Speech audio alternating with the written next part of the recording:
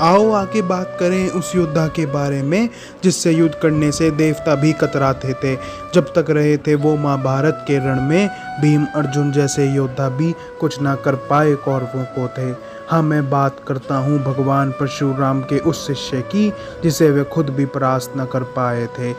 ये महाभारत की है कथा। ऊंच नीच और भेदभाव भी इस कथा के हिस्से हैं। वैर भाव संयोग त्याग के इसमें अनगिनत किस्से हैं। इन किस्सों के कारण ही तो कुरुक्षेत्र में युद्ध हुआ। दुर्योधन को सेना दे दी और अर्जुन को स्वयं मिले। श्री कृष्ण की सब लीला थी, बाकी सब तो सिर्फ इसमें पात्र भर थे। ये गाथा है उस योद्धा की जो तन से कौरव सेना को समर्पित थे। ये गाथा है उस योद्धा की जो उस दुर्योधन की सेना के सेनापति थे। ये गाथा है उस योद्धा की जिनके शस्त्रों से अंबर भी फट जाता था। ये गाथा है उस योद्धा की जिसके बाणों से गंगा का प्रवाह भी रुक जाता था। इतने बलशाली होने के बाद भी अपमान अपनों का सहना पड़ता था। अरे पांडव सेना और भगवान कृष्ण ये जानते थे जब तक रण में है माँ महिम तब तक जीत ना वो पा सकते थे। 9 दिन के युद्ध लड़ने में ही मार गिराए असंख्य सिपाही थे। ये देखकर माधव क्रोधित हुए जा रहे थे। फिर रथ चक्र उठा लिया हाथ में, रथ की दुराती छोड़ दी।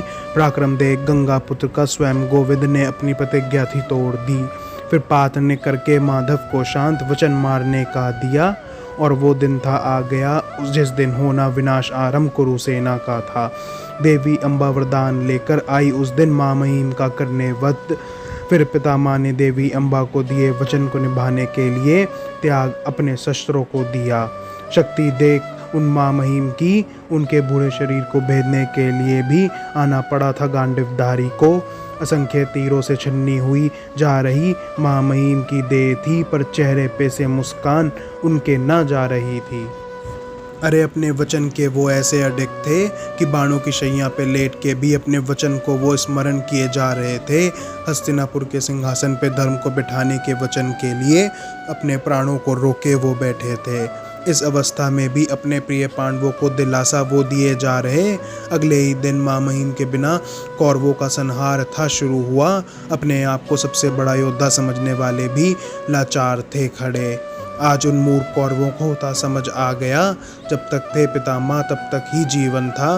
एक एक कर सारे कौरव मारे जाने लगे। गुरु द्रोण और अंगराज उन्हें बचाने में विफल हुए जा रहे। फिर जब गुरु द्रोण और अंगराज का वध था हुआ तब उस दुर्योधन को अपनी औकात का आभास था हुआ। फिर माधव ने वृकोदर को तरीका था बताया जिससे उस अधर्मी का अंत था निकट आया। युद्ध संपूर्ण कर 5 पांडव पहुंचे अपने पितामह से मिलने। आज गंगापुत्र को बाणों की शैया पर भी प्राप्त मोक्ष था हुआ। फिर वो उत्तरायण का दिन था आया जब देवव्रत ने त्याग अपने उस शरीर को था दिया। आज समझ उस दिन पूरे संसार को गया। पितामह भीष्म जैसा कोई योद्धा ना हुआ जो गंगापुत्र भीष्म को पराजित कर दे, ऐसा कोई वीर ना हुआ जो गंगापुत्र भीष्म को पराजित कर दे, ऐसा कोई वीर ना हुआ।